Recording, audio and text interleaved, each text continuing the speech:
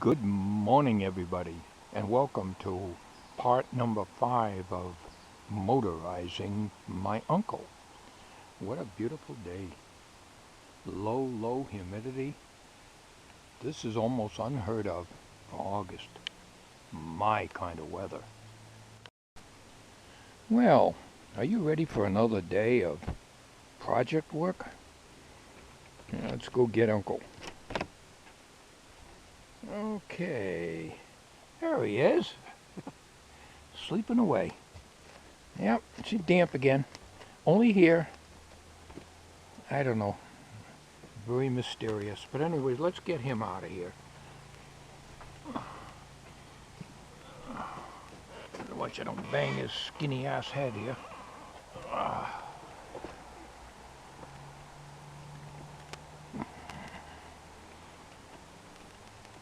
I'll put him up on the bench up here.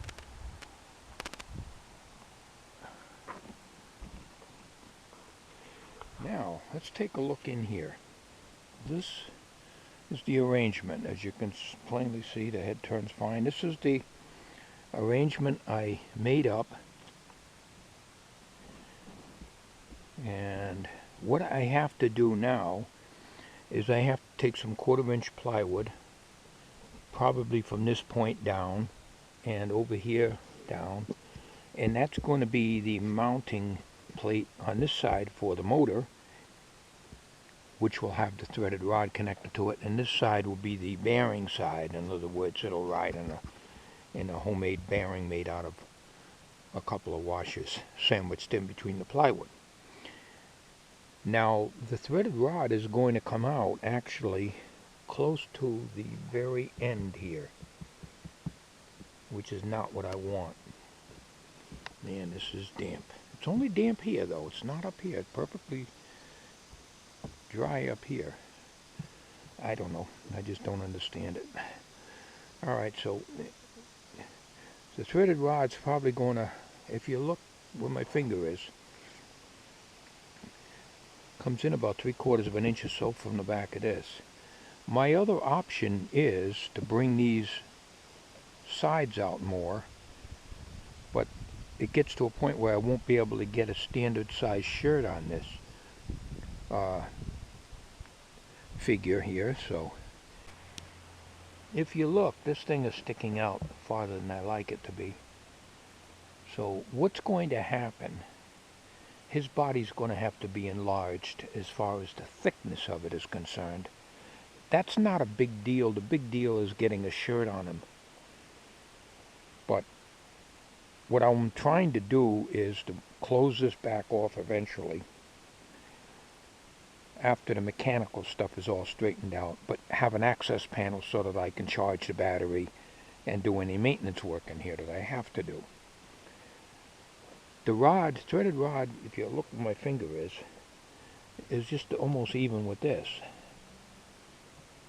So I'm going to have to bring this out so that I can accommodate that. And also, I bought some Teflon tubing to go over the number 10 screw that I made up. That's going to be better than the other stuff. The sleeves that I showed you, those little metal spacers, or what I call bearings or whatever, this is going to be a lot better. They don't need it, probably won't need any grease in there at all. And I also bought a new washer, nice shiny washer that'll go up here for the top of the screw. So anyways, let's get started on this now. Okay, what I did is I slipped over the Teflon tubing onto the newest screw that I got and a nice shiny washer. That's going to be the bearing surface here, and that's nice and smooth. It doesn't bind up. I figured a threaded rod will probably be about in this area here, and probably closer to here. So that'll be roughly about 1 inch beyond this. So that I might not have to bring, well, I'll have to bring the body out because of this piece here. I need to keep this out because when this is turned over here, It'll probably be about in this area here. Now I could, at a later date, it would be very difficult, is to cut this off, re-drill it, and put the screw over here if I find out I don't need all this throw. But I'm not going to do that because that would mean I'd have to take all this off. It's screwed in here.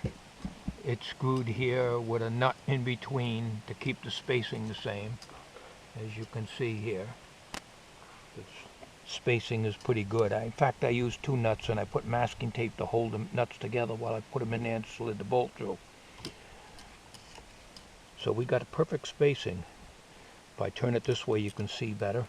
You see where the Teflon tubing acts as a nice smooth bearing surface, and that way you don't have this threads, the threads rubbing into the sides here. That's what we're going to do here now. Is I bought some extra nuts because I never have enough. Stuff is, when I'm looking for it in the mixed screws and nuts box, I never can find what I'm looking for. So anyways, I got some extra 1024 nuts, and what I'm going to do is there's a nut going to go on here along with a little lock washer, which I had to buy because I didn't have any of these small lock washers. So it'll be locked down on the top of this with a nut and a lock washer to prevent it from interfering with this. The next step we're going to do is we're going to make up the sides. I'm going to make up the plywood sides, cut the wood and fit it in here. Alright, let me show you what I'm doing here now. I got a piece of plywood cut, got a 3/8 inch hole cut in here. We're going to put a washer on the end of this. The double nut is locked together. It's going in like this. So this will be like a bearing, such as it is.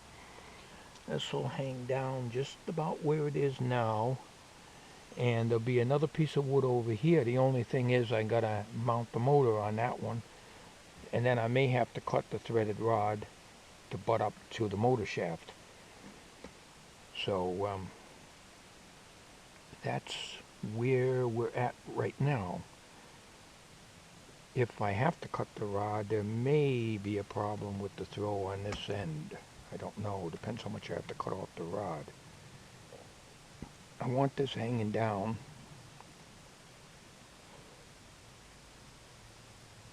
Just about there. Now,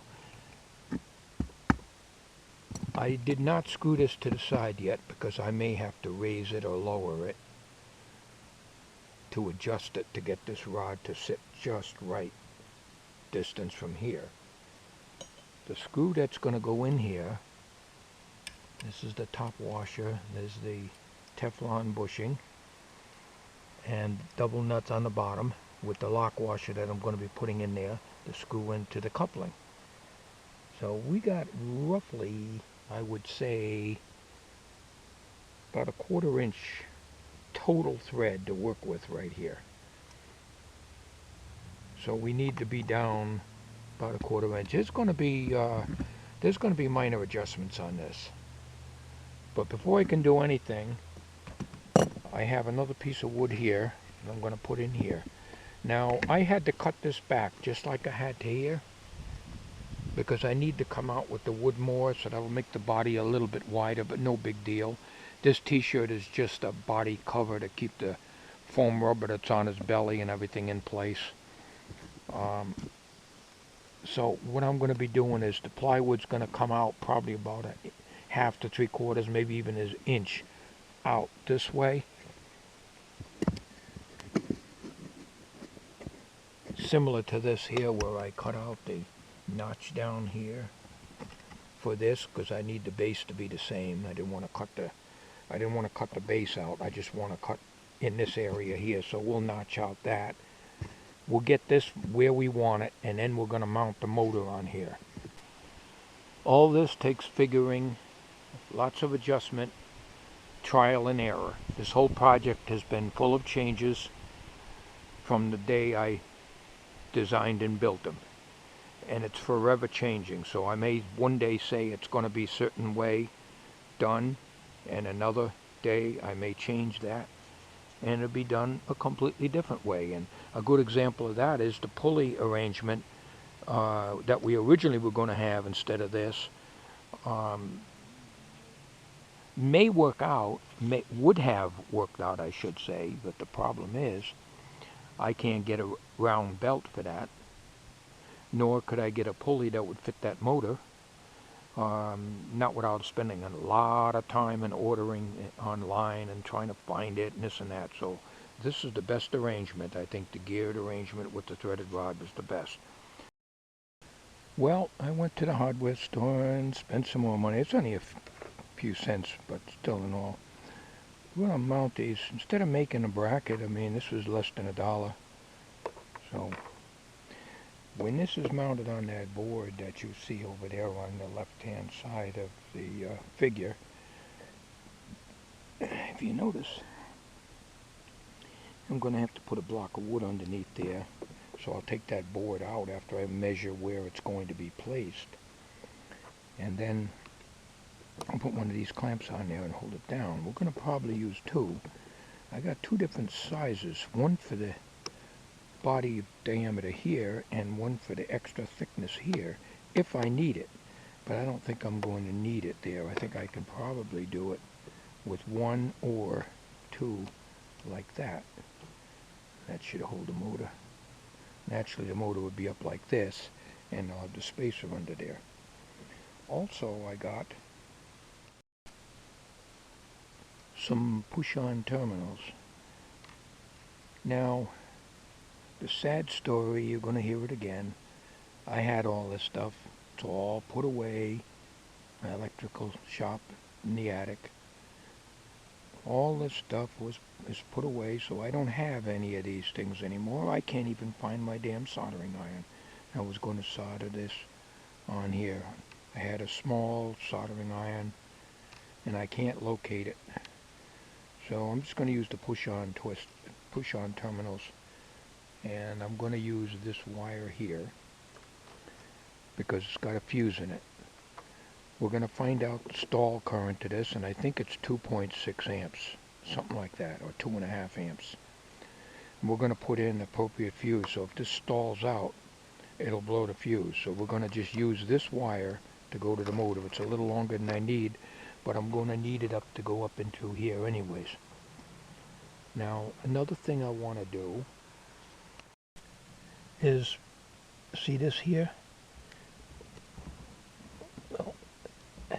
I'm going to put my micro switches up here for the stop switches instead of putting them down on here. So, but that's a later project. I got to get this motor in here. I got to get this thing all hooked up, and I got to screw this in to the side. Oh, I better get to work. All right, I got the terminals made up for the motor here. Before we connect them up, we got to get this measured in and mounted on the board, and then we'll connect the wires, and then we'll put a strain relief down here, or depends on how much room I got, or simply tape it up here so that it won't get pulled out. I always like to solder. I don't like crimping things. I always like to solder them, but you know, I don't know where my soldering iron went. I got so much crap, it's unbelievable. Alright, I got the motor mounted on the board. This is how it's going to go in, like this. The shaft will butt up against the threaded rod, and the motor connections are made in the back with a strain relief on there and plenty of wire